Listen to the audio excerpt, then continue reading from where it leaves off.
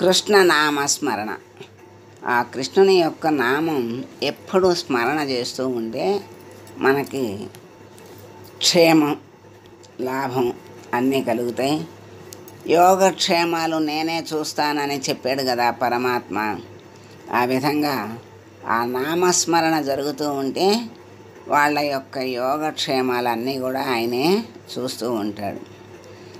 కానీ ఈ సంసార సాగరంలో కృష్ణనామస్మరణ అనే పడవలో మనం ప్రయాణం ఎలా సాగించాలి?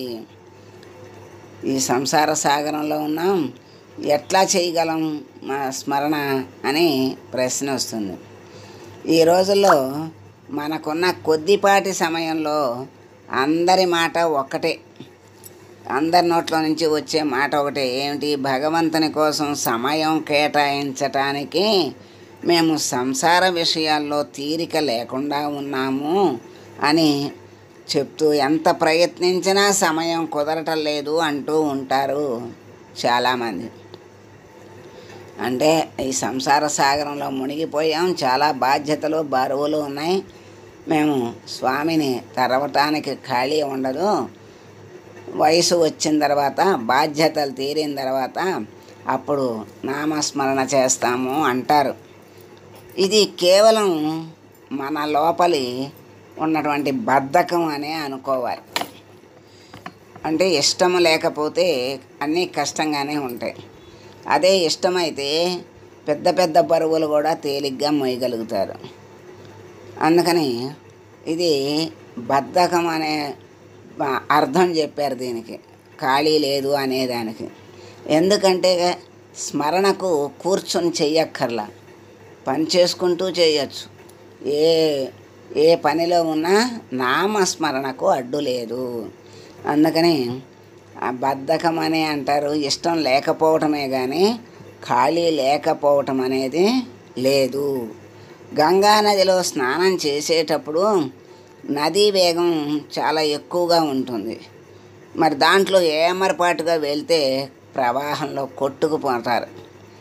ఆ ప్రమాదం ఉందని ఏం చేస్తారు? అలా జరగకుండా ఆ స్నానాలు చేసేటప్పుడు కొంతమేర క్షేమంగా ఉండి ప్లేస్కి చోటికి నది ఒడ్డున ఇనప స్తంభాలు పాతి గొలుసులు వేలాడదీస్తారు. అవతలకు వెళ్లకుండా మనుషులు రక్షణ కల్పిస్తారు. మనం ఆ గొలుసును పట్టుకొని ఎంతసేపు అయినా నదిలో స్నానం చేయొచ్చు, ఏమీ అవదు, ప్రమాదం ఏమీ జరగదు. అలాగే మనం ఈ దైనందిన జీవితంలో ఏ పని చేస్తున్నా, అంటే ఉద్యోగం చేయండి, వ్యాపారం చేయండి, రాజకీయం చేయండి, వృత్తి చేయండి, విద్య చదువుకోండి, ఏ పని చేస్తున్నా సరే ఇంట్లో ఆడవాళ్ళు వంట చేస్తున్నా, ఇంకా విశేషం వంట చేస్తున్నప్పుడు నామస్మరణ చేస్తే ఆ వంట అంతా కూడా భగవంతుని అనుగ్రహంతో ఆ శక్తి అంతా దాంట్లోకి వెళ్ళి తిన్నవాళ్లకు బుద్ధి, జ్ఞానము, చక్కని ప్రవర్తన అన్నీ వస్తాయి. అందుకని తప్పకుండా వంట చేసేవాళ్ళు నామస్మరణ చెయ్యాలి. ఎప్పుడు అంటే మరి స్నానం చెయ్యము కదా అంటారు. స్నానం చేయకుండా వంట చేసుకుని తినటం అనేది చాలా తప్పే. మన సంస్కృతిలో ఏం చెప్తారు? సూర్యోదయానికల్లా స్నానం చేసి ఇంకా దేవుని దగ్గర నిర్మాల్యం అంటే నిన్న చేసిన పూజ చేసిన పువ్వులన్నీ తీసేయాలి. మరి జపం చేసుకోమంటారు, పూజ చేసుకోమంటారు. అట్లాంటిది మనం వంట కూడా స్నానం చేయకుండా చేస్తే అది ఏది కూడా మన పెద్దవాళ్ళు చెప్పింది వృధా కాదు.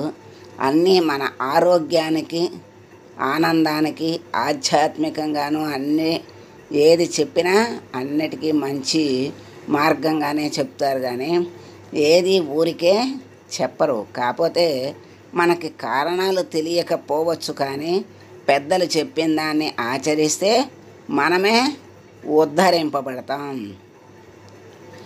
మరి ఏ ఉద్యోగమైనా, వ్యాపారమైనా, ఏ పని చేస్తున్నా మన మనసుని, అంతఃకరణాన్ని మాత్రం కృష్ణనామం అనే గొలుసుతో లగ్నం చేసి, అంటే దాన్ని పట్టుకుని ఉంటే అప్పుడు ఈ సంసారంలో మనం ఇష్టం వచ్చినట్టు విహరించవచ్చు. అంటే ఆ గొలుసు పట్టుకొని ఎంతసేపు అయినా స్నానం చెయ్యొచ్చు అన్నారు కదా, ప్రమాదాలు లేకుండా.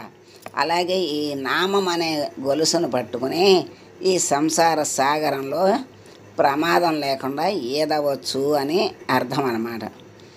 మరి ఆ కృష్ణనామం అనే గొలుసుని వదలకూడదు. వదిలితే ఈ సంసారం అనే నదీ ప్రవాహంలో పడి కొట్టుకుపోతాం. అక్కడ గొలుసు వదిలేస్తే ఎట్లా కొట్టుకుపోతామో ఇక్కడ కూడా నామం అనే గొలుసును వదిలేస్తే అలా కొట్టుకుపోతాం.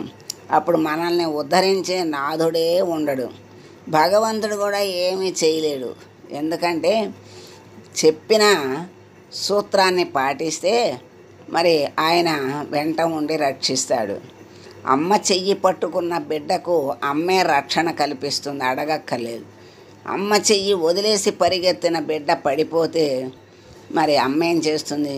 వాడి బాధ వాడు పడాల్సిందే. అమ్మ అంటాడు, వెళ్ళినా దగ్గరకు తీసుకున్నా సబరదీసినా ఆ బాధ మాత్రం వాడే పడాలి. ఎందుకు? చెయ్యి వదిలేసి, వద్దంటే చెయ్యి వదిలేసి పరిగెత్తినందుకు గాను మరి ఆడు చేసిన కర్మకు ఫలితం వాడే అనుభవించాలి. అట్లాగే నామాన్ని వదిలేస్తే ఆ సాగరంలో పడి కొట్టుకుపోతారు. కనుక ఈ భవసాగరం, సంసార సాగరం, భవసాగరం దాటాలి అంటే మన ప్రయాణం కేవలం నిత్యం అనుక్షణం కృష్ణనామంతో మాత్రమే సాధ్యమవుతుంది. లేకపోతే ఈ సాగరాన్ని దాటటం కష్టం అని మనకి చక్కగా తెలియజేశారు. సర్వం శ్రీకృష్ణార్పణమస్తు. సర్వే జనా సుఖినో భవంతు. లోకా సమస్తా సుఖినో భవంతు. ఓ